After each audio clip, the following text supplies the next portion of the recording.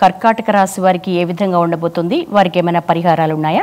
పునర్వసు 4వ పాదం, పుష్యమి, ఆశ్లేష నక్షత్రాలతో కూడుకున్నటువంటి కర్కాటక రాశి వారికి ఈ సంవత్సరం ఆదాయం 8, వ్యయం 2.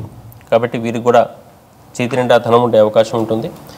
అదేవిధంగా రాజపూజ్యం 7, అవమానం 3. కాబట్టి రాజపూజ్యం కూడా చాలా బాగా జరిగే అవకాశం ఉంటుంది. కాబట్టి నలుగురిలో గొప్ప కీర్తివంతులయ్యే అవకాశం ఉంటుంది. కర్కాటక రాశి వారికి గురు సంచారవశాత్తు ప్రస్తుతం 11వ రాశిలో సంచరిస్తున్నటువంటి వాడు మే 14 తర్వాత 12వ స్థానంలో ఉంటాడు. ఈ సంవత్సరం మొత్తం కూడా 12లో ఉంటాడు. లాభంలో ఉండేటువంటి గురువు వల్ల అనేక రకాలైనటువంటి దైవికమైన ప్రాకృతికమైనటువంటి లాభాలు ఉంటాయి. కానీ 12కు వచ్చిన తర్వాత ఖర్చులు పెరుగుతూ ఉంటాయి. ఈ ఖర్చులు ఏ గ్రహం 12వ స్థానంలో ఉన్నా కానీ ఇది ఖర్చే అంటాం. అది ఏదో రూపంలో కావచ్చు, ఈ రూపం ఆ రూపం అని లేదు.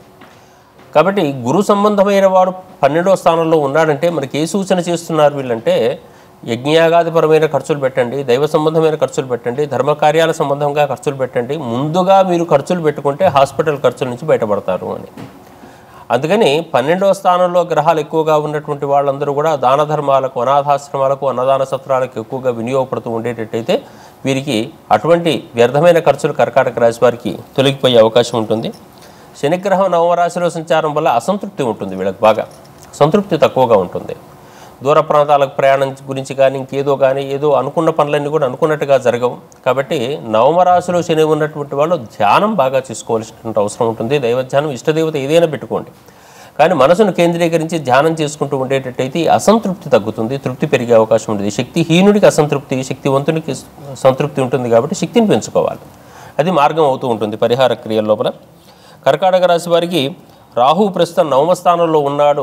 మే 18 నుంచి మనకు కనిపించేది అష్టమ స్థానం. కాబట్టి ఇది కూడా వీరికి కొంచెం ఇబ్బందికరమైనటువంటిదే.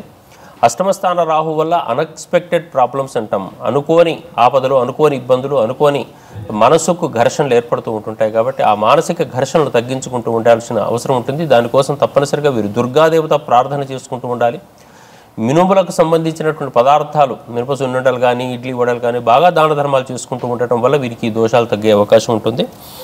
కేతుగ్రహ సంచారం ప్రకారంగా ప్రస్తుతం తృతీయ రాశిలో ఉన్నటువంటి కేతు మే 18 తర్వాత సంవత్సరాంతం వరకు కూడా ద్వితీయ రాశిలో ఉండటం వల్ల మాట విలువ తగ్గే అవకాశం ఉంటుంది.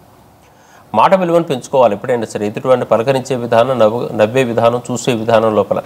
కాబట్టి తన మాట విలువను పెంచుకోవడం కోసం, ఆ నిరాశను తగ్గించుకోవడం కోసం తాము ప్రయత్నం చేస్తూ ఉండాల్సిన అవసరం ఉంటుంది. దానికోసం గణపతి ఆరాధన బాగా చేసుకుంటూ ఉండేటట్టయితే, గణపతి ధ్యానం, గణపతి ప్రదక్షిణాలు చేసుకుంటూ ఉండేటట్టయితే ఆ దోషాలన్నీ నివారించబడే అవకాశం వీరికి కనపడుతూ ఉంటుంది.